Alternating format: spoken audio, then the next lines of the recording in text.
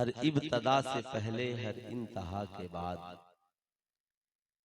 नामे नबी बुलंद है नामे खुदा के बाद। दुनिया में एहतराम के काबिल है जितने लोग, मैं सबको मानता हूं मगर मुस्तफा के बाद। कत्ले हुसैन असल में मर्गे यजीद है, इस्लाम जिंदा होता है हर करबला के बाद। आज इन लोगों की शायरी सुनकर मुझे शरीयत का एक पहलू और एक गोशा याद आया कि अगर किसी को भूख लगी हो तो खाना पहले खाए, नमाज बाद में पढ़े। प्यास लगी हो तो पानी पहले पिए, नमाज बाद में पढ़े, ताकि नमाज में भूख का ख्याल ना आए, नमाज में प्यास का ख्याल ना आए। मगर सैयदा फातिमा ने इमाम हुसैन की ऐसी तरबियत की, बेटा अब बात भूख की नहीं, बात शरीयत की। अब बात भूख की नहीं, बात प्यास की नहीं, बात शरीयत की हिफाजत की है। तो जब तक बात सिर्फ नमाज और भूख की थी तो भूख को पहले कबूल करो, नमाज को बाद में कबूल करो। लेकिन बात जब शरीयत की आ जाए तो नमाज को पहले कबूल करो और भूख को बाद में रहने दो, ताकि दुनिया जान जाए मस्जिदों के नमाजी भूख पहले मिटाते हैं, सजदे बाद में करते हैं। ये फातिमा का बेटा है जो करबला में सजदा पहले करता है, नाना के हाथों कौसर का जाम बाद में पीता। नारे तकबीर, नारे रिसालत, मसलके आला हजरत फैजाने सरकारे सुरकाही।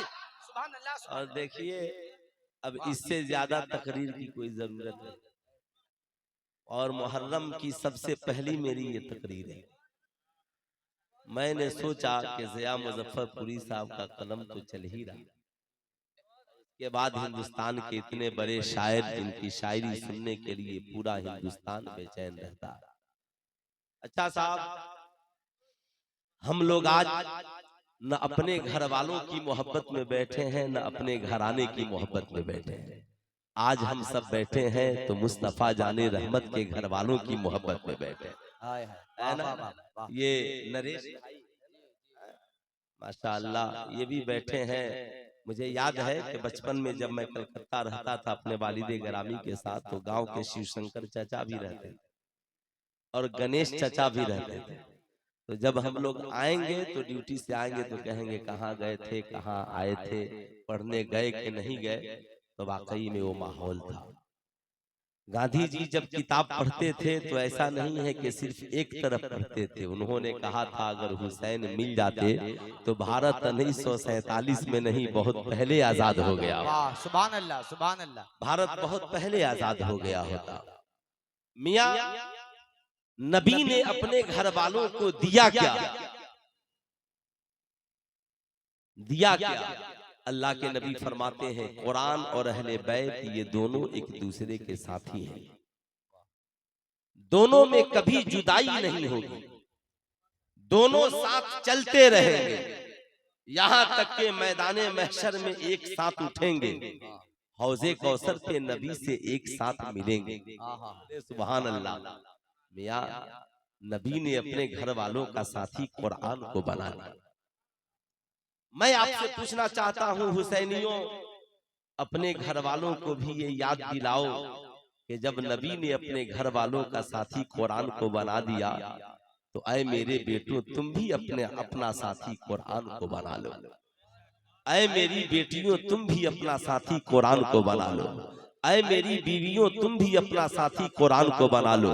ऐ मेरी औलादों तुम भी अपना साथी कुरान को बना लो। इसलिए कि नबी ने गारंटी दे दी है कि कुरान और अहले बैत दोनों के दामन को मजबूती से थाम लोगे, जिंदगी में कभी गुमराह नहीं होगे। इसलिए कुरान से भी मोहब्बत जरूरी है, अहले बैत से भी मोहब्बत जरूरी है।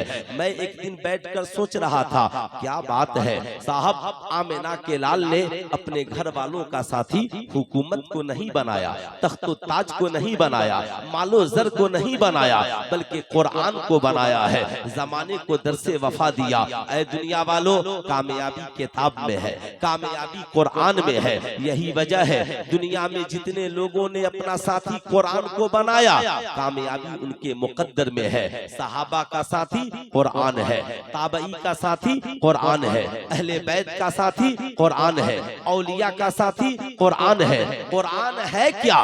कुरान एक मुकद्दस किताब है जिसमें शक की कोई गुंजाइश नहीं है। कुरान कहता है हुदल लिन्नास, मैं लोगों के लिए हिदायत हूँ, मैं लोगों के लिए नूर हूँ। कुरान हलाल बताता है, हराम से बचाता है। कुरान जिंदगी सिखाता है, कुरान बंदगी सिखाता है, कुरान माँ बाप का अदब सिखाता है। रब्बे कदीर का ये इशारा है, मेरे बंदो देखो मैंने अपने महबूब पे कुरान को नाजिल किया और मेरे महबूब ने अपने घर वालों का साथी कुरान जैसी किताब को बना दिया।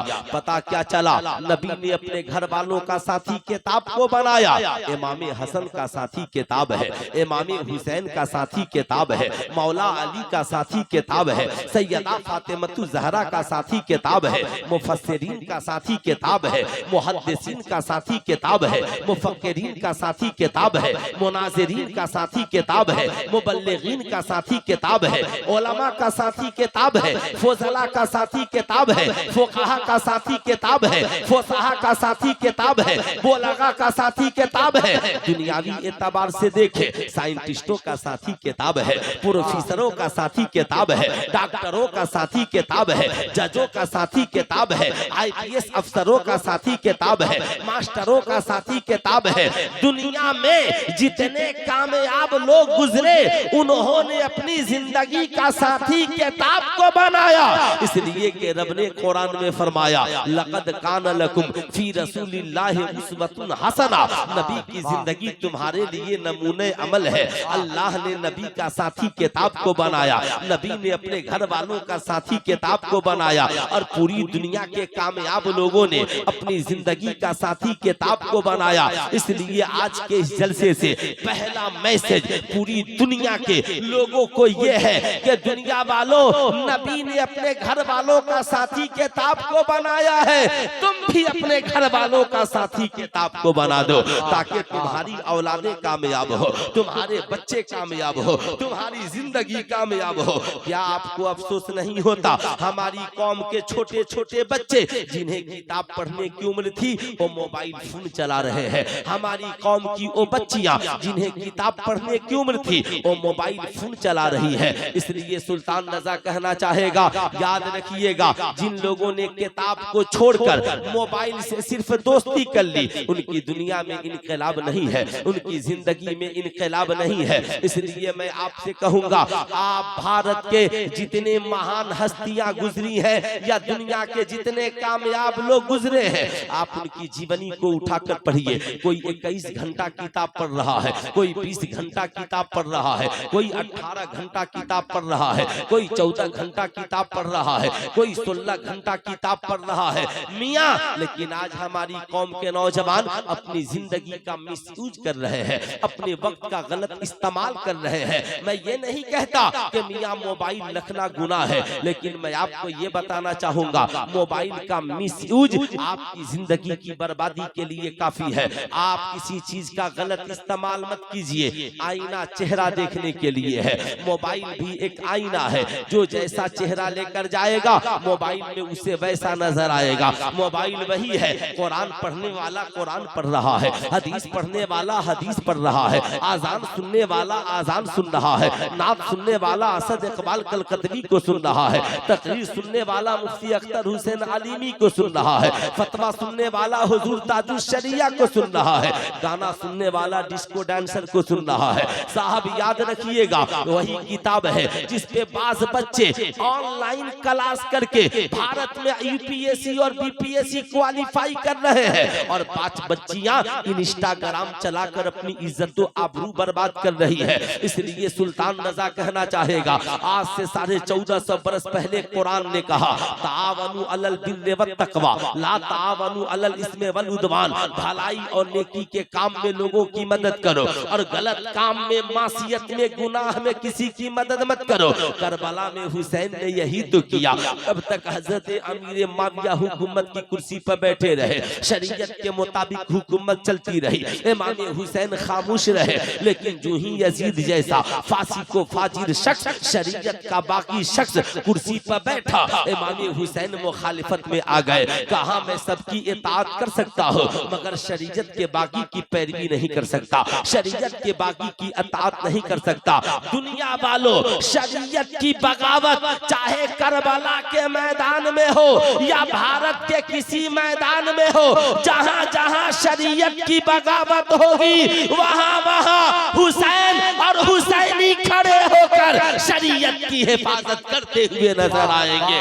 इसलिए मैं आपसे कहूंगा, नारे तकबीर, नारे रिसालत, मसलके आला हजरत फैजाने सरकारे सुरकाही। इसलिए मैं आपसे कहूंगा, आप अपनी जिंदगी को हुसैनी बनाइए, आप अपने किरदार को हुसैनी बनाइए, आप अपने कैरेक्टर को हुसैनी बनाइए। हुसैनियत का मतलब क्या है? मियाँ जमाना शराब के नशे में डूब रहा था, आप सब वहां गए और जाने के बाद आपने कहा नहीं मेरी बस्ती में शराब की भट्टी नहीं चलेगी। आपने मिलजुल करके तोड़ दिया, शराब खाने को बंद कर दिया। आप दिल में मुस्कुराइए कि आज आपने इमाम हुसैन के मिशन को फिर से जिंदा कर दिया है। साहब समाज में जहेज का गंदा रस्म चल रहा है, आप सब मिलजुल करके पहुंचे और आपने कहा नहीं मियाँ जो जहेज मांगेगा हम उसके शादी ब्याह में शिरकत नहीं करेंगे। अगर लोग मान गए समझ लीजिए कि आपने इमाम हुसैन के कदम से एक कदम मिला लिया है। मियाँ आप देखें हमारी कौम की बेटियां बेहयाई और बुराई की मुर्तकिब हो रही है। आपने समाज में एक मीटिंग बुलाई, कहा सुनो याद रखो अपनी बेटियों को फेसबुक आईडी न बनाने देना, अपनी बेटियों को इंस्टाग्राम की आईडी न बनाने देना, अपनी बेटियों का ख्याल रखना, गलत ऐप से अपनी कौम के नौजवान बच्चे और बच्चियों को दूर रखना। जमाना पूछेगा फायदा, कहा फायदा ये होगा अगर अच्छा ऐप का इस्तेमाल करेंगे ज़हन पाकीज़ा होगा, जिंदगी में पाकीज़गी आएगी, और गलत ऐप का इस्तेमाल होगा तो भारत पाकिस्तान की उन सुपर स्टार आवारा लड़कियों की तरह कोठों पे लाशें पड़ी रहेंगी, कोई उठाने वाला नहीं मिलेगा, कोई जनाजा पढ़ने वाला नहीं मिलेगा, कोई तुझे अपना कहने वाला नहीं मिलेगा। इसलिए मेरा मशवरा है वक्त रहते अगर आपने इंतजाम नहीं किया तो मियाँ आपका भला नहीं होने वाला है। भलाई इसी में है मियाँ, भलाई इसी में है कि जहां जहां हम देखें शरीयत की मुखालफत हो रही है वहां वहां हम हुसैनी बनकर शरीयत की हिफाजत करते चले जाएं। अब शरीयत की हिफाजत के लिए ये जरूरी नहीं है रिजवान साहब तलवार लेकर मैदान में उतर जाएं, ये जरूरी नहीं है रुस्तम इकबाल साहब तलवार लेकर मैदान में उतर जाएं। नहीं मियाँ, जहां तलवार की जरूरत है वहां तलवार चलेगी, और जहां पे साहब जहां पे कलम की जरूरत है वहां पे कलम चलाएंगे। मियाँ क्या जरूरत पड़ी तो भारत की हिफाजत के लिए सूफिया कुरैशी के बंदूक की गोलियां नहीं चली है, क्या जरूरत पड़ी है तो भारत की हिफाजत के लिए अब्दुल हमीद ने टैंक नहीं चलाया है, क्या जरूरत पड़ी है तो भारत की हिफाजत के लिए एपीजे अब्दुल कलाम ने मिसाइल नहीं बनाया है। मियां जरूरत पड़ी तो सब होगा, लेकिन इस वक्त मैं आपको याद दिलाना चाहूंगा करबला में इमाम हुसैन इस्लाम और मुसलमान और शरीयत की हिफाजत के लिए मैदान करबला में औलाद कटा रहे हैं, खानदान कटा रहे हैं, जिंदगी कुर्बान कर रहे हैं। मैं आपसे पूछना चाहता हूँ आपने अपनी बस्ती की हिफाजत के लिए क्या किया है, आपने अपने इलाके की हिफाजत के लिए क्या किया है, आपने अपने गांव की हिफाजत के लिए क्या किया है? तो क्या आप कहेंगे नरेश भाई से कि हम 1000 तलवारें खरीद लेते हैं और 1000 नौजवानों को दूध और मट्ठा खिला करके पहलवान बनाकर दरवाजे पे खड़े कर देते हैं? मैं कहूंगा मियाँ नहीं, ऐसा करने से कोई फायदा होने वाला नहीं है, इसलिए कि ये दौर तलवार का नहीं है, ये दौर बंदूक का नहीं है, ये दौर बम बारूद का नहीं है। इस मुल्क में अपनी सेफ्टी के लिए, अपने गांव की हिफाजत के लिए लश्करे जरनार की जरूरत नहीं, पढ़े लिखे 10 हुसैनी नौजवान की जरूरत है, पढ़े लिखे 10 हुसैनी नौजवान की जरूरत है। या हुसैन, सब लोग या हुसैन, या हुसैन, या हुसैन। ये तरीका हमें किसने दिया है? ये तरीका हमें किसी और ने नहीं, बरेली से अहमद रजा ने दिया है, बरेली से आला हजरत ने दिया है। आज मैं इत्तफाक से मोबाइल पे दो नाटंकी किस्म के शायरों को सुन लिया, बड़ा अफसोस हुआ। कह रहे थे हम बरेली वाले हैं। साहब चेहरा तो देखो यार, अजीब ड्रामा। लोग यही न समझेंगे शायद मसलक के आला हजरत यही है। दो शायर माइक लेकर खड़ा हो गया, बार बार चीखे चिल्लाए हम बरेली वाले हैं, लोग नोट उठा उड़ाए, लोग समझते हैं यही मसलक के आला हजरत है। अरे पगला, ये मसलक के आला हजरत नहीं है। जहां नबी की शान में गुस्ताखी हो वहां कलम चले, ये मसलक के आला हजरत है। जहां वलियों की शान में गुस्ताखी हो वहां समाज मैदान में आ जाए, ये मसलक के आला हजरत है। जहां पे कोई बातिल कुव्वत सर उठाए उसे आवाम अहले सुन्नत मिलकर कुचल दे, ये मसलक के आला हजरत है। मियां तुझे पता नहीं है, आला हजरत ने कई सौ बरस पहले ही मुसलमानों को नहीं बल्कि पूरी दुनिया के इंसानों को फार्मूला दिया कि आपकी कौम के जो बच्चे तालीम हासिल कर रहे हैं, आप उनकी तालीमी सलाहियतों की जांच कराइए। वो चाहे मदारिस में पढ़ने वाले हो, चाहे स्कूल कॉलेज में पढ़ने वाले हो। अगर मदारिस में पढ़ने वाले हैं तो अच्छे आलिम से उनकी तालीमी सलाहियतों की जांच कराइए। ये बच्चे आपकी बस्ती के पढ़कर क्या बन सकते हैं? कितने ब्रिलियंट और अक्ल वाले हैं? क्या ये बड़े आलिम बन सकते हैं? क्या ये बड़े मुफ्ती बन सकते हैं? क्या ये ग्रांड मुफ्ती बन सकते हैं? क्या ये मुहद्दिस मुफस्सिर बन सकते हैं? क्या ये मुफक्किर बन सकते हैं? ऐसे ही स्कूल में इमसाल आपकी बस्ती के 100 बच्चों ने मैट्रिक का इम्तिहान दिया, इंटर का इम्तिहान दिया। आप एक अच्छा टीचर रखकर उनकी तालीमी सलाहियतों की पूरे गांव वाले मिलकर जांच कराइए। गांव के 10 ब्रिलियंट नौजवानों को चुनिए, अक्ल वालों को चुनिए। इसमें कौन बच्चा है जो जज बन सकता है? कौन बच्चा है जो पढ़कर IPS अफसर बन सकता है? कौन बच्चा है जो पढ़ लिख करके अच्छा वकील बन सकता है? कौन बच्चा है जो पढ़कर APJ अब्दुल कलाम की तरह अजीम साइंटिस्ट बन सकता है? कौन बच्चा है जो पढ़कर डॉक्टर, इंजीनियर, प्रोफेसर, मास्टर बन सकता है? ज्यादा नहीं, आपने गांव के 10 नौजवानों को चुन लिया, ये बड़े ब्रिलियंट है, बड़े अक्ल वाले हैं। अगर अमीर है तो बाप पढ़ा दे, आप उनकी मदद कर दीजिए। और अगर गरीब है, बाप नहीं पढ़ा सकता, तो पूरा समाज मिलकर गांव के उस नौजवान को पढ़ा दीजिए। पढ़ाकर डॉक्टर बनाइए, IPS अफसर बनाइए, जज बनाइए। फायदा ये होगा मियां कि 10 साल बाद आपकी बस्ती की हिफाजत के लिए तीरों, कमान, तलवार और लश्करे जनरल की जरूरत नहीं पड़ेगी। आपकी बस्ती के पढ़े लिखे नौजवान का पावरफुल कलम चलता जाएगा, आपकी बस्ती की हिफाजत होती जाएगी। वाह वाह, नारे तकबीर, नारे रिसालत, फैजाने इमाम हुसैन, फैजाने सरकारे सुरकाही। यजीदियत आज भी खौफजदा है कि हुसैनियत जिंदा है। इलाका आपको की गांव की तरफ निगाह उठाने से पहले सोचेगा, उस गांव की तरफ न देखो। उस गांव में जज साहब रहते हैं, उस गांव में DM साहब रहते हैं, उस गांव में SP साहब रहते हैं, उस गांव में डॉक्टर साहब रहते हैं, उस गांव में बड़े आलिम साहब रहते हैं। मियां, भारत की हुकूमत जो काम न कर सकी यमन की सरजमी पर, भारत के ग्रांड मुफ्ती, केरला के मुफ्ती आजम शेख अबू बकर ने वो काम करके दिखा दिया। हुकूमत से उस नर्स ने अपील की थी, आप मेरी जिंदगी के लिए गुहार लगा दिए ताकि यमन की हुकूमत मेरी सजाए मौत को टाल दे। हुकूमत ने कहा, हुकूमत यहाँ की बोल पड़ी, मेरे पास वसाइल महदूद है, मेरा राब्ता यमन से कमजोर है, मगर शेख अबू बकर का कलम चलता है। और वहाँ के एक शेख को ये खत लिखते हैं, वहाँ के शेख ने फिर कलम उठाया है, हुकूमत को खत लिखता है। नतीजा ये निकला कि हुकूमत की दरखास्त से भारत की उस नर्स की जान तो न बच सकी, मगर शेख अबू बकर की दरखास्त से साहब भारत के उस नर्स की जान बच गई।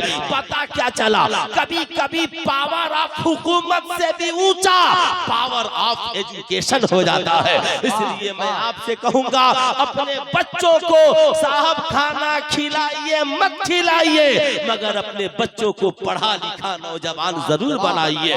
जानवर और इंसान में फर्क यही है, खाना तो जानवर भी अपने बच्चों को खिलाता है, खाना तो कुत्ता भी अपने बच्चों को खिलाता है, दूध तो कुतिया भी अपने बच्चों को पिलाती है, मगर जानवर और इंसान में फर्क यही है, जानवर बच्चों को सिर्फ खिलाता है, इंसान खिलाता भी है, साथ में उसे पढ़ाता भी है, उसे सजाता और संवारता भी है। ये तरीका हमें मिला है तो आमिना के लाल के घराने से।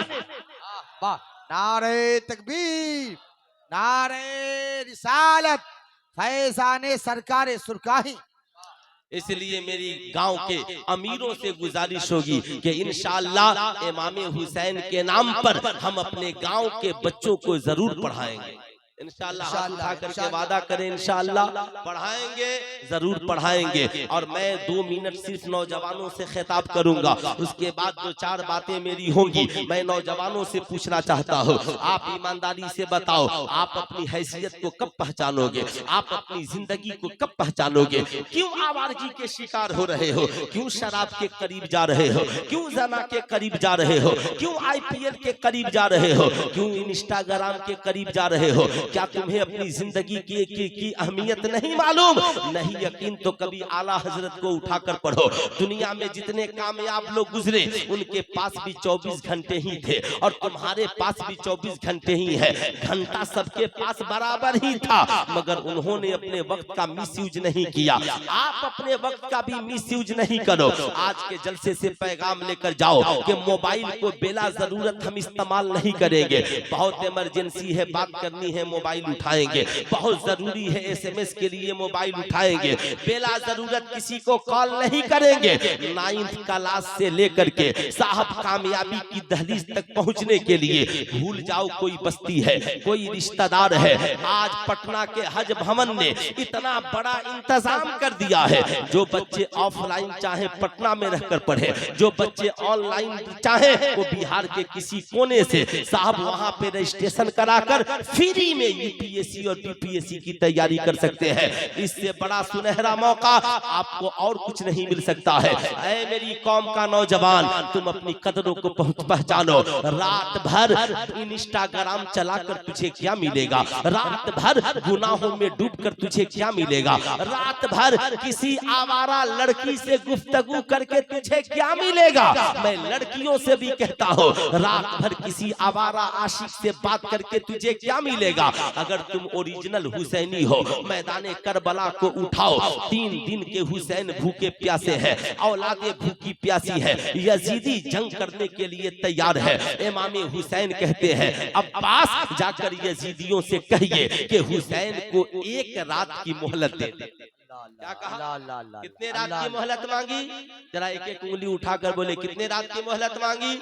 आप ये मत कहिएगा कि सुल्तान रजा ने करबला को बयान नहीं किया है, मैं तो करबला ही बोल रहा हूँ। बस आपके समझ की फेर है, आपके समझ की फेर है। आपको समझना होगा, असल में हमारे खतीबों ने करबला को सिर्फ तलवार में कैद करके रख दिया। हमारे खतीबों ने सिर्फ इमाम हुसैन को करबला में कैद करके रख दिया। जरा इमाम हुसैन को इसके ऊपर भी उठकर देखिए। आज मैं पाकिस्तान के एक बड़े राइटर की किताब पढ़ रहा था, मुताला कर रहा था, मेरा जहन वहीं से खुला कि आज हुसैन का नाम क्यों जिंदा है। आज हर खानका और हर मुसल्ले पे इमाम हुसैन क्यों है। खेमे में इमाम हुसैन ने जो ज़ैनुल आबिदीन को सीने से लगाकर नबी से जो इल्म मिला था, सारा इल्म इमाम ज़ैनुल आबिदीन को अता कर दिया था। साहब वहीं से चलता है ये सिलसिला तरीकत, वहीं से चलता है ये सारे मामला। तब मेरे जहन में बात आई, वाह इमाम हुसैन।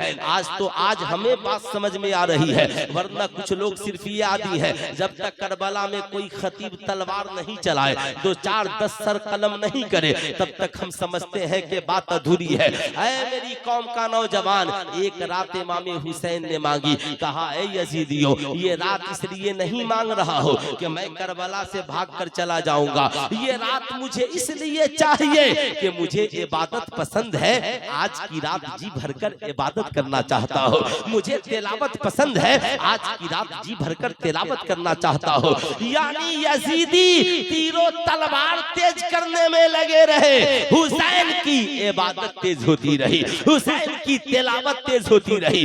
इमाम हुसैन पूरी दुनिया के हुसैनियों को पैगाम दे रहे हैं, अपनी रात की तन्हाइयों को बर्बाद न करना, नींद आए तो नबी की सुन्नत के मुताबिक सो जाना, आंखें खुले तो इबादत और रियाजत में लग जाना।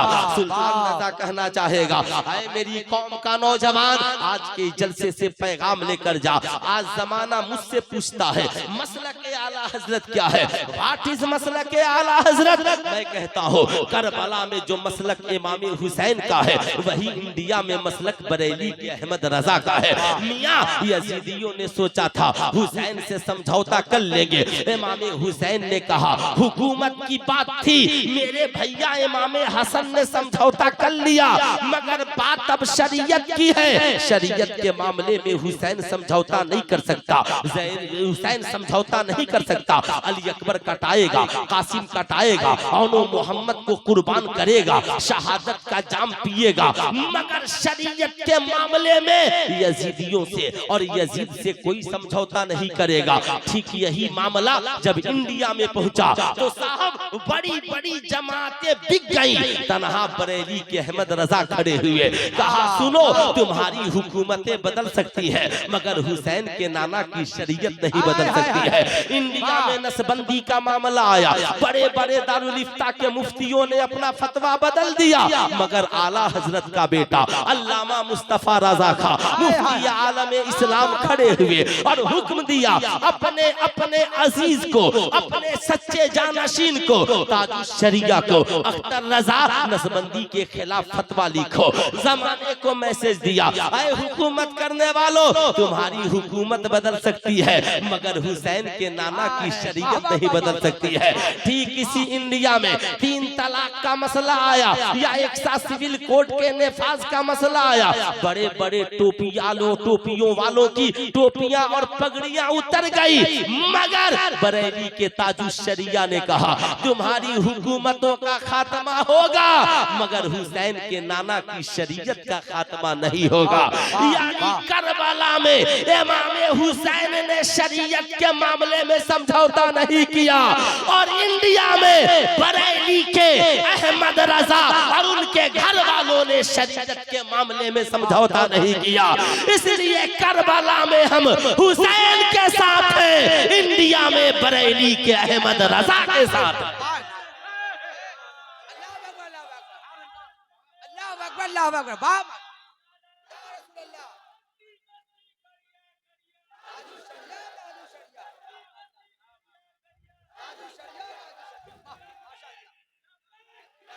या रसूल अल्लाह, लब्बैक या रसूल अल्लाह।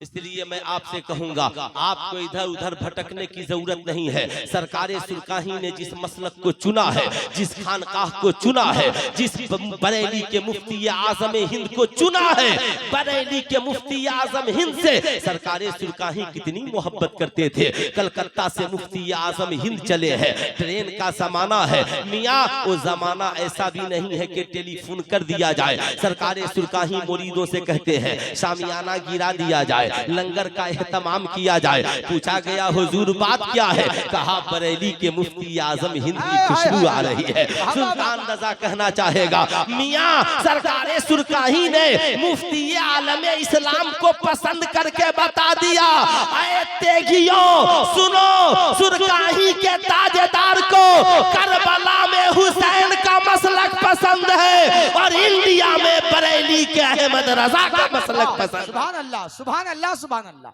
सुभान अल्लाह, सुभान अल्लाह। इंडिया में बरेली के अहमद रजा का मसलक पसंद है। साहब याद रखिएगा, बड़ी बेचैनी है खानकाह में, आगे पीछे टहल रहे हैं लोग, मुरीद होने के लिए आ गए। हुजूर मुरीद कर दीजिए, कहा बैठो ना, मुझसे क्या मुरीद होगे, आज मुरीद उससे होना है जिसे जमाना अहमद रजा का शहजादा कहता है, जिसे जमाना मुफ्ती आजम हिंद कहता है। यही वजह है जहाँ जहाँ बरेली है वहाँ वहाँ सुरकाही है, जहाँ जहाँ रजवी है वहाँ वहाँ तेगी है। अल्लाह ताला इस रिश्ते मोहब्बत को खूब मजबूती अता, आमीन आमीन आमीन, खूब मजबूती अता फरमाए। इसलिए मैं आपसे कहूंगा, ऐ मेरी कौम के शहजादों, आपको जो जिंदगी में ये पुरवकार जो जिंदगी मिली है, आप इसे सोचिए, वक्त को बर्बाद नहीं करना है, मिसयूज नहीं करना है। मसला के आला हजरत यही है, आला हजरत यूं ही आला हजरत नहीं बने। 14वीं सदी से लेकर आज तक ईमानदारी से बताओ, उनका हम पल्ला कोई आलिम पैदा नहीं हुआ। मियाँ आला हजरत के पास भी 24 घंटे थे, मगर 24 घंटे में उन्होंने इंस्टाग्राम नहीं चलाया, हमारी तरह फेसबुक का सहारा नहीं लिया, हमारी तरह सोशल मीडिया पे नहीं फिरे रहे। मियाँ उनका हाल ये था, सारे 21 घंटा पढ़ते और पढ़ाते हैं और 2.5 घंटा आराम करते हैं। जो सारे 21 घंटा पढ़े और पढ़ाए, वो जब पढ़कर बनता है तो हजरत नहीं, दुनियाए सुन्नियत का आला हजरत बनता है। ऐ मेरी कौम का नौजवान, मसलक के आला हजरत को मजबूती से थामो और आज के इस जलसे में वादा करो। इमाम हुसैन ने किताब से दोस्ती की, ऐसी दोस्ती की, माँ ने कहा था बेटा कुरान से दोस्ती कर ले। मियाँ इमाम हुसैन को कुरान से ऐसी दोस्ती की कुरान से, मदीने में है कुरान पढ़ रहे हैं, मक्के में है कुरान पढ़ रहे हैं, 3 दिन के भूखे प्यासे हैं कुरान पढ़ रहे हैं। मियाँ सर सजदे में है कुरान पढ़ रहे हैं, सर तन से जुदा हुआ नेज़े पे चढ़कर कुरान पढ़ रहे हैं, बता रहे हैं माँ ये तेरा बेटा हुसैन है, सर तन से लगा रहा तो भी कुरान पढ़ रहा था, सर तन से जुदा हो गया तो भी कुरान पढ़ रहा है। ऐ मेरी कौम का नौजवान, आज के जलसे से पैगाम लेकर जा, भलाई हुसैन की पैरवी में है, भलाई बरेली के इमाम अहमद रजा की पैरवी में है। सुल्तान रजा तुझसे ये नहीं कहेगा कि तू सर कटा के किताब पढ़ना, सर तन से जुदा है, किताब से दोस्ती कर लो। चलो तो किताब, सो तो किताब, बैठो तो किताब, साथ में सफर करो तो हो तेरे साथ किताब, जमाने को दर से वफा दो। आज के इस जलसे में नौजवानों वादा करो, आज के बाद हम लोग बिला जरूरत मोबाइल नहीं चलाएंगे, बल्कि हमारी दोस्ती मोबाइल से नहीं बल्कि किताब से होगी। हम भी किताब पढ़ेंगे और इंशाअल्लाह हमारी औलादे भी किताब पढ़ेंगे। इंशाअल्लाह कितने नौजवान हैं जो आज के बाद किताब से दोस्ती करेंगे? सिर्फ पढ़ने वाले नौजवान हाथ उठाए, माशाअल्लाह पढ़ने वाले। आज आपको एक अहद करना है, आपको अपनी तालीमी हैसियत के मुताबिक कुछ न कुछ बनना है। आपको आज ये अहद करके जाना है, आप काम भी कीजिए और साथ में थोड़ी पढ़ाई लिखाई के लिए वक्त निकालिए। बिजनेस करते हैं, अच्छा बिजनेसमैन बन जाइए, ताजिर है, अच्छा ताजिर बन जाइए। आप मैट्रिक में पढ़ते हैं, अभी से ही टारगेट कर लीजिए हमें क्या बनना है। आपके पास बहुत अक्ल खुदा ने दी है ना, तो इस अक्ल का मिसयूज मत कीजिए, इस अक्ल को आप अपनी कौम की हिफाजत के लिए इस्तेमाल कीजिए। आज हमारी कौम का नौजवान सोचता है मियाँ माई लाइफ माई चॉइस, मैं अपनी जिंदगी का खुद मालिक हूँ, मैं जो चाहूँ करूँ। अगर यही मामला इमाम हुसैन ने भी सोचा होता, माई लाइफ माई चॉइस, ये मेरी जिंदगी है, मैं जो चाहूँ करूँ, नहीं बल्कि इमाम हुसैन ने कहा मौला जिंदगी मेरी है मगर गुलामी मुस्तफा जाने रहमत की है, आमिना के लाल की है। मियाँ याद रखिएगा, इसलिए कभी आप अपने आप को तन्हा नहीं समझे। आप अपने माँ बाप की उम्मीदों के मरकज है, आप इस बस्ती के उम्मीदों के मरकज है, आप अपने गांव के उम्मीदों के मरकज है। ज़िया मुजफ्फरपुरी पे इसलिए इलाके को नाज है कि इस इलाके के बेहतरीन शायर है। असद इकबाल कलकतवी पे इंडिया को इसलिए नाज है कि ये भारत की बड़ी खूबसूरत और आवाज है। हुजूर ताजुश शरिया पे हमें इसलिए फक्र है, भारत के ग्रांड मुफ्ती है। हुजूर मुहद्दिस कबीर पे हमें इसलिए नाज है कि भारत के सबसे बड़े इस दौर के आलिम दीन है। सुल्तान रजा आपसे कहना चाहेगा, मियाँ इतना पढ़ो, पढ़ लिख कर इतना कामयाब बनो।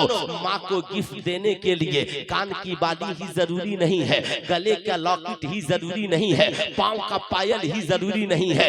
एक ब्रिलियंट नौजवान आईपीएस अफसर बनकर भी पूरे गांव को तोहफा दे सकता है। एक पढ़ा लिखा नौजवान जज बनकर भी पूरे इलाके को तोहफा दे सकता है। एक मदरसे में पढ़ने वाला नौजवान भारत का ग्रांड मुफ्ती बनकर भी बस्ती वालों को तोहफा दे सकता है। मियाँ इसलिए मैं कहूंगा, जो बच्चे पढ़ते नहीं हैं उनकी जिंदगी बड़ी महदूद होती है। जो पढ़ लिख कर बन जाते हैं, माँ भी फक्र करती है, इलाका भी फक्र करता है। नारे तकबीर, नारे रिसालत, फैजान इमाम हुसैन कॉन्फ्रेंस, फैजान सरकार सुरकाही। अब मैं आपको एक बात याद दिलाना चाहूंगा। अच्छा साहब देखिए, अगर दुश्मनों से आपका आमना सामना हो जाए तो बताएं, नरेश भाई से पूछिए, आप लोग क्या किसी दुश्मन को पानी पिलाएंगे? अरे बोलिए, आपका दुश्मन कोर्ट में आपके सामने खड़ा हो और आपको चलिए साथ में पानी पीते हैं, कहेगा इसको मैं पानी पिलाऊंगा? मियाँ कोई दुश्मनों को पानी नहीं पिलाता, कोई दुश्मनों को खाना नहीं खिलाता। इमाम हुसैन करबला के सफर पर है। हुर इब्ने यजीद 1000 का लश्कर लेकर पहुंच गए। आज तारीख ने करवट पलटी है, पानी इमाम हुसैन के कब्जे में है। साहब यजीदी बड़े प्यासे हैं, कहते हैं हुर इब्ने यजीद से, ऐ हुर इब्ने यजीद, इलाके में कहीं पानी नहीं है, पानी सिर्फ एक खेमे में है और वो खेमा हुसैन इब्ने अली का है। क्या हुसैन हमें पानी देंगे? मियाँ हजरत हुर इब्ने यजीद ने कहा था, हुसैन का घराना वो घराना है जिस घराने से कभी कोई साइल वापिस नहीं आता।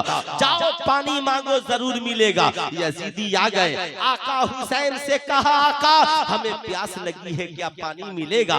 आका हुसैन मुस्कुराते हैं, कहते हैं तुम ही प्यासे हो या तुम्हारे जानवर भी प्यासे हैं? कहा आका हम भी प्यासे हैं, हमारे जानवर भी प्यासे हैं। कहा सबको बोला कर लाओ। आका हुसैन ने सारे यजीदियों को भी पानी पिलाया और उनके जानवरों को भी पानी पिलाया। सरकारे मदीना का किरदार बनकर दिखाया। मेरे करीम से गर कतरा किसी ने मांगा, दरिया बहा दिए हैं, दुर्वे बहा दिए हैं। पूछने वालों ने पूछा था, आका हुसैन क्या दुश्मनों को भी पानी पिलाया जाता है? आका हुसैन की तुरबत से आवाज आती है, दुनिया वालों याद रखना, मैंने सारे यजीदियों को इसलिए पानी पिला दिया ताकि तारीखे करबला के बाद, वाक़ये करबला के बाद दुनिया का कोई मुअल्लिफ करबला की तारीख लिखने के लिए कलम उठाए तो लिखने पे मजबूर हो जाए कि मेहमानों को बुलाकर पानी बंद करना ये यजीदियों का किरदार है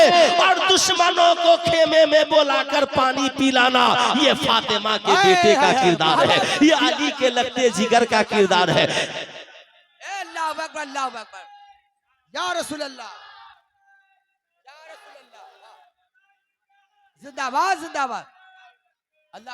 इसलिए मैं आपसे भी कहूंगा, करबला में हुसैन ने दोस्त देखकर पानी नहीं पिलाया, अपना देखकर पानी नहीं पिलाया, दुश्मन देखकर पानी नहीं पिलाया। प्यासा मिल गया पिला दिया, भूखा मिल गया खिला दिया।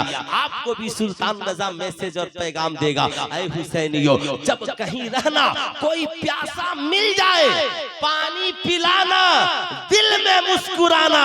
आज हमने करबला वाले की सुन्नत को जिंदा कर दिया,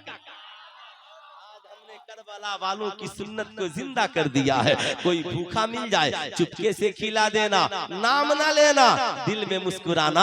आका हुसैन आज आपने हमें अपनी सुन्नत को जिंदा करने का मौका दे दिया है। कोई नंगा मिल जाए आप उसे कपड़ा पहना देना। मियाँ जब 10वीं मुहर्रम का महीना आए ना तो कभी इलाके में पता कर लो, गाँव में कोई ऐसी औरत तो नहीं है जिसके घर में नल नहीं हो। हमारी बस्ती में कोई ऐसा घर तो नहीं है जिस घर में ट्यूबवेल नहीं हो जलसे से कुछ पैसा बचाओ और इमाम हुसैन के नाम पर जाके उसके घर में एक नल लगा दो ताकि जमाने को पता चल जाए साहब 61 हिजरी में इमाम हुसैन ने शहादत का जाम पिया, मगर उनका किरदार कल भी जिंदा था और उनका किरदार आज भी जिंदा। वाह सुभान अल्लाह सुभान अल्लाह। आज भी जिंदा है। लेकिन क्या आपको अफसोस नहीं होता जो बेटा माँ को नहीं खिलाता वो पड़ोसी को पानी क्या पिलाएगा, जो अपने भाई को खाना नहीं खिलाता वो भूखों को क्या खाना खिलाएगा। इसलिए पहली जिम्मेदारी आपकी बनती है। मैं तो करबला पढ़ता हूँ तो हैरत में पड़ जाता हूँ।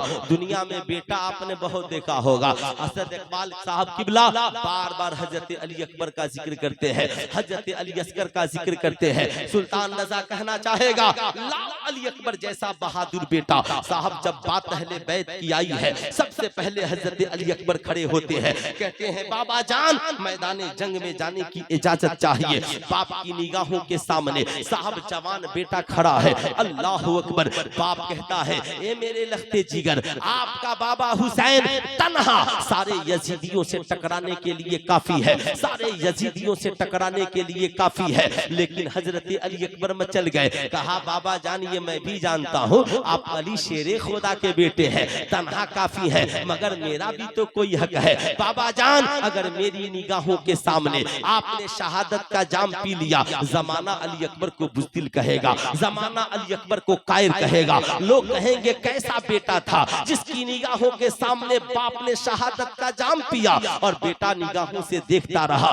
बाबा जान अगर अली अकबर को जिंदगी मिली है तो इसलिए मिली है कि मेरी जिस्म के लहू का एक एक कतरा बाबा हुसैन के कदमों में कुर्बान हो जाए, माँ की मोहब्बत में कुर्बान हो जाए, ताकि तारीख इंसानियत में हर बेटा अली अकबर के किरदार को देखकर अपने बाप की कदमों में अपनी जिंदगी कुर्बान करने वाला बन जाए। मियां मैं आपसे पूछना चाहता हूँ हजरत इमाम हुसैन से इजाजत लेकर हजरत अली अकबर मैदाने रन में पहुंचे हैं, आवाज देते हैं हल मिन मुबारसिन, तुम में का कौन है जो मेरे मुकाबले में आ जाए। किसकी हिम्मत है जो अली शेरे खुदा के पोते के मुकाबले में आ जाए। मियां जब कोई नहीं बढ़ा तलवार लेकर यजीदियों के नरगे में घुस गए। जिधर तलवार चलती थी यजीदियों में खलबली मच जाती थी। यजीदी कोई गर्दन बचा रहा है, कोई बाजू बचा रहा है, कोई पांव बचा रहा है। जब मैं करबला को मैं पढ़ता हूँ तो हैरत में पड़ जाता हूँ। जो दौलत के भिखारी आए थे वो जिंदगी बचाने में लगे थे और जो रब्बे कदीर की बारगाह में सर्वसुजूद होकर शरीयत की हिफाजत के लिए आए थे वो करबला में गर्दन कटा रहे थे। तलवारें यजीदियों की नहीं चमकती थी, तलवारें तो करबला में हुसैनियों की चमकती। नारे तकबीर नारे रिसालत फैज़ाने इमाम हुसैन कॉन्फ्रेंस। अल मुख्तसर ये हजरत अली अकबर की बहादुरी को देखकर यजीदियों में खलबली मच गई। ऐसा लगा एक ही तलवार सारी यजीदियत को आज खत्म कर देगी, मगर खुदा को हुसैन के शहजादों की शहादत पसंद है। अल्लाह अकबर। अमर बिन साद चिल्लाता है ऐ यजीदियों सब मिलकर हमला करो। चारों तरफ से तीरों तलवार की बारिश होती है और अली शेरे खुदा का पोता हजरत अली अकबर इमाम हुसैन के शहजादे जख्मों से चूर चूर होकर जमीन पे गिरते हैं। लहू का एक एक कतरा राहे खुदा में बहाते हैं और बाप की तरफ देखकर मुस्कुराते हैं, कहते हैं बाबा जान आज आप अपने बेटे की मोहब्बत को कबूल कर लीजिए। एक बार फकत दादा जान से कह दीजिएगा कि आपका पोता बुज़दिल नहीं था बल्कि शेर खुदा का पोता शेर दिल बनकर करबला में आया था।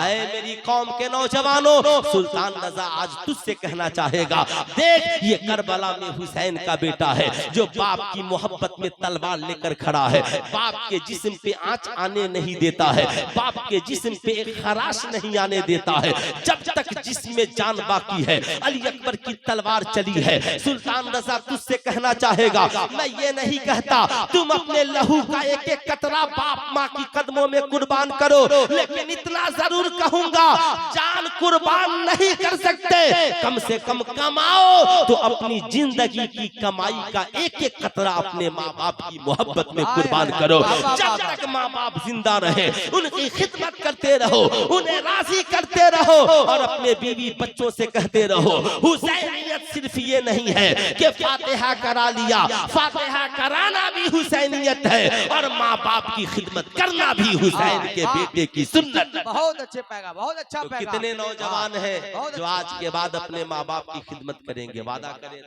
माँ बाप की खिदमत करेंगे। माशाअल्लाह जरूर करना, कमाना तो जरूर खिदमत करना। मियाँ अब मेरा आखिरी पैगाम सुने, मैंने पहले ही बता दिया था। मियाँ याद रखें तकरीर मेरी लंबी होने वाली नहीं है, वक्त भी नहीं है। कम से कम हिंदुस्तान के इतने बड़े शायर को आपने बुलाया है, मैं तो ये नहीं कह सकता कि लंबा चौड़ा खर्च, लेकिन मैं ये जरूर कह सकता हूँ लंबी चौड़ी शख्सियत जब आई है तो आप साहब मुकम्मल है ना, वक्त से महजूज हो। मेरी तकरीर तो फिर कभी भी बुला करके आप सुन लीजिएगा। मैं तो बहुत छोटा मोटा मौलवी आदमी हूँ, जब बुलाइएगा दौड़ करके चला आऊंगा। मैं ये अर्ज कर रहा था मियाँ मैदान करबला में इमाम हुसैन जब मैदान कारज़ार में जाने के लिए तैयार है तो घर की औरतें भी सामने है, निगाहों के सामने इमाम ज़ैनुल आबिदीन है, बीमार है। किताबों में आता है साहब बिदाया वन निहाया ने लिखा है कि साहब उठने की कोशिश करते हैं मगर इतने बीमार हैं उठ नहीं पाते हैं। फूफी ज़ैनब से कहते हैं फूफी जान क्या अच्छा होता मुझे भी घोड़े पे सवार करके करबला में भेज देती। हजरत इमाम हुसैन के कानों तक आवाज पहुंची है, खेमे में पहुंचे हैं। सोचे इमाम हुसैन के सामने कितना अजीब मसला था। एक तरफ शहजादों की लाशें पड़ी है, एक तरफ चाहने वालों की लाशें पड़ी है, एक तरफ खुद शहादत का जाम पीना है, एक तरफ घर की औरतें हैं जिनका कोई यारो मददगार वहां पे मौजूद जाहिरी तौर पे मौजूद नहीं है। एक ज़ैनुल आबिदीन है। हजरत इमाम हुसैन कहते हैं ज़ैनुल आबिदीन अब तेरे अलावा इनके साथ कोई नहीं बचा। बेटा हुसैन के सामने दो काम है, एक नाना की शरीयत की हिफाजत और एक नाना के खानदान की हिफाजत। शरीयत की हिफाजत के लिए हुसैन की शहादत चाहिए और नाना की उम्मत और खानदान की हिफाजत के लिए ज़ैनुल आबिदीन तेरी इमामत चाहिए। ए बेटा ज़ैनुल आबिदीन आपको मजबूती के साथ शेरे खुदा का पोता बनकर के जिंदा रहना है, जमाने को दरसे वफा देना है, कदम लड़खड़ाना नहीं है। मेरी शहादत के बाद वावेला नहीं बल्कि करबला की जमीन पे आजान देनी है, इब्ने ज़ियाद के सामने खुतबा देना है, दमिश्क के जामे मस्जिद में अपने बाबा की हक्कानियत का ऐलान करना है। अल मुख्तसर ये इमाम हुसैन घर की औरतों को तलकीन करते हैं, मेरी घर की औरतों मेरी शहादत के बाद बेपर्दा न होना, अपनी जुल्फों का न नोचना। कहाँ गई हमारी कौम की वो बेटियां जो नाम नेहाद तौर पे सिर्फ ये तो कहती हैं हम कनीज फातिमा है मगर सोशल मीडिया पे अपनी जवानी का मुजाहरा कर रही है, अपने हुस्न जमाल का मुजाहरा कर रही है, मेले झमेले में अपने हुस्न जमाल का मुजाहरा कर रही है। मैं आपसे भी कहना चाहूंगा कितना बेगैरत है वो बाप जो अपनी बेटियों को लेकर मेले में जाता है, कितना बेगैरत है वो शौहर जो अपनी बीवी के साथ सेल्फी लेकर सोशल मीडिया पे वायरल करता है। मियाँ दोनों में से एक ही होगा। अगर आप हुसैनी हैं तो अपनी जिंदगी की हिफाजत शरीयत के मुताबिक कीजिए। आप ये सोचिए हाथ में कड़ा है, हाथ में ब्रासलेट है इसलिए उतार दीजिए कि ये हुसैनियों का तरीका नहीं है। गले में सोने चांदी का चैन है इसलिए उतार दीजिए, ये हुसैनियों का तरीका नहीं है। पहनना है मर्दों की तरह घड़ी पहनिए, 1 करोड़ की घड़ी पहनिए, नो प्रॉब्लम। मियाँ मैं आपसे कहना चाहूंगा 1 लाख का कलम खोसिए, नो प्रॉब्लम। ये घड़ी और कलम ये मर्दों की शान है। बाली पहनना ये औरतों की जीनत है, चैन पहनना ये औरतों की जीनत है, ब्रासलेट पहनना ये औरतों की जीनत है। इसलिए मैं कहूंगा अल्लाह ने आपको मर्द बनाया है तो मर्द बन करके जिंदा रहिए। अल्लाह ने आपको खुशनसीब है कि आप हुसैनी हैं, अल्लाह ने आपको हुसैनी बनाया है तो आप किरदार इमाम हुसैन को अपने किरदारों कैरेक्टर से जिंदा कीजिए। अल मुख्तसर ये इमाम हुसैन ने अपने घर वालों को सब्र की तलकीन की, मैदान कारज़ार में पहुंचे, आखिरी खुतबा दिया, यजीदियों के नरगे में गए, तलवार चली, यजीदियों में खलबली मची। होना तो यही था मियाँ, यजीदियत को खत्म होना था मगर यजीदियत को खत्म हुसैन की तलवार से नहीं, हुसैन के सब्र से होना था। मियां याद रखिएगा, तलवार से नहीं, हुसैन के सब्र से खत्म होना था। हुसैन ने शहादत का जाम पिया। यजीदियों ने सोचा था शायद हुसैन मिट गया, हुसैनी मिट गए, मगर अल्लाह ने ऐसा इंतजाम किया 22,000 यजीदियों का हुसैन की शहादत के बाद नामो निशान मिट गया। एक ज़ैनुल आबिदीन करबला से आए, आज पूरी दुनिया में हुसैन का नाम भी जिंदा है, हुसैन का खानदान। सुभान अल्लाह, सुभान अल्लाह, सुभान अल्लाह। गौसे आजम किनकी औलाद है? ख्वाजा गरीब नवाज किनकी औलाद है? सरकारे मखदूमे सिमना किसकी औलाद है? सरकारे देवा किसकी औलाद है? सरकारे मसौली कालपी ओ मारेहरा किसकी औलाद है? बताओ, मखदूमे बिहारी किसकी औलाद है? मखदूमे पंडुआ किसकी औलाद है? गौसे बंगाला किसकी औलाद है? ऐसे आकाओं का बंदा हूँ रजा, बोल बाले मेरी सरकारों के। ऐ मेरी कौम के शहजादों, इमाम हुसैन ने करबला में पैगाम दिया, करबला से पहले सर कलम करने वाले जंग जीतते थे। ये करबला है जहाँ पे हक की खातिर सर कटाने वाला जंग जीत जाता है। जमाने को इमाम हुसैन ने करबला से पैगाम दिया, आप हिंदू हो, मुसलमान हो, क्रिश्चियन हो, ईसाई हो, गरीब हो, अमीर हो, हक के लिए हुसैन का मिशन लेकर चलना। अगर सर काट दिए तो भी जीत तुम्हारी है, सर कट गया तो भी जीत तुम्हारी, सर कट गया तो भी जीत तुम्हारी है। मियां, आखिरी मैसेज और पैगाम वाक़ई करबला के बाद सैयदा ज़ैनब ने कहा है, ऐ ज़ैनुल आबिदीन खड़े हो जाओ, मैदान करबला में आज़ान दो ताकि यजीदियों को पता चल जाए हुसैन भी जिंदा है, हुसैन के नाना का नाम भी जिंदा है। अल मुख्तसर ये जब ये काफिला दमिश्क जा रहा है, हजरत सुहैल साहब ये रसूल है, दमिश्क में तिजारत के गर्ज से तशरीफ ले गए हैं। हजरत सुहैल ने देखा यजीदी बहुत खुशियां मना रहे हैं, यजीदी ढोल ताशे बजा रहे हैं। पूछा यजीदियों क्या हो गया? कहा यजीद के बागी हुसैन का सर आ रहा है। जब आका हुसैन का नाम सुना, आंखों में आंसुओं का सैलाब आ गया, रो पड़े और रो करके कहा था, ऐ यजीदियों, आज तूने इस्लाम पे बड़ा जुल्म किया है, बता मेरे आका हुसैन का सर किधर से आ रहा है?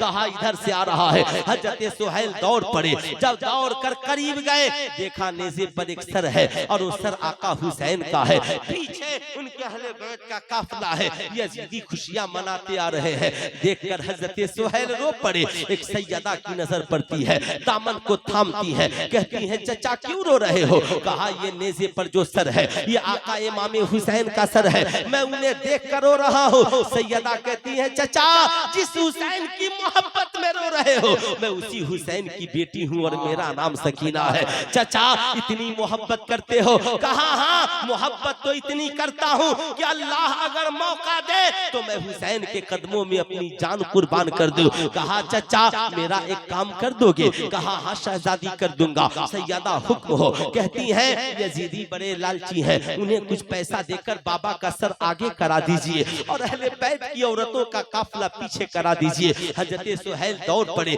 जेब में जितने पैसे थे खौली को दिया और सरे मुबारक के हुसैन को आगे करा दिया, औरतों के काफिले को पीछे करा दिया। कहा सैयदा ये खादिम मौजूद है, आपका जो हुक्म हो। सैयदा सकीना आपकी अजमत को सलाम। ये उम्र तो प्यासों को पानी पीने की है, ये उम्र तो भूखों को खाना खाने की है। सैयदा, हजरत सुहैल सोच रहे हैं सैयदा को भूख लगी होगी पानी चाहिए, सैयदा को प्यास लगी होगी खाना पानी चाहिए, सैयदा को भूख लगी है खाना चाहिए। मगर सैयदा सकीना कहती है चचा यजीदियों ने बाबा की शहादत के बाद बड़ा जुल्म किया, सरों से दुपट्टा छीन लिया, कान से बालियां छीन ली। वो देखे यजीदी छतों पे चढ़े हैं ताकि बाबा हुसैन का सर देखे। चचा मैंने बाबा का सर इसलिए आगे करा दिया ताकि यजीदियों की नजरें जब बाबा हुसैन के सर पर पड़े तो हुसैन की बेटी सकीना के चेहरे को न देख सके।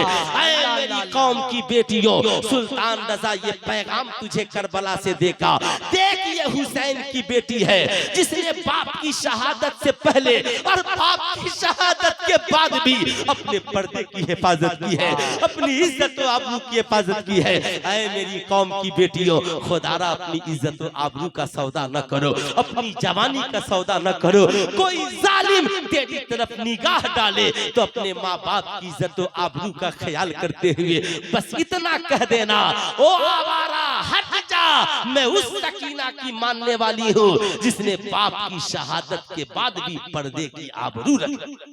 इंशाअल्लाह इसलिए मैं आपसे कहूंगा, मियां इमाम हुसैन ने 72 जख्म खाकर करबला में सजदा अदा किया है।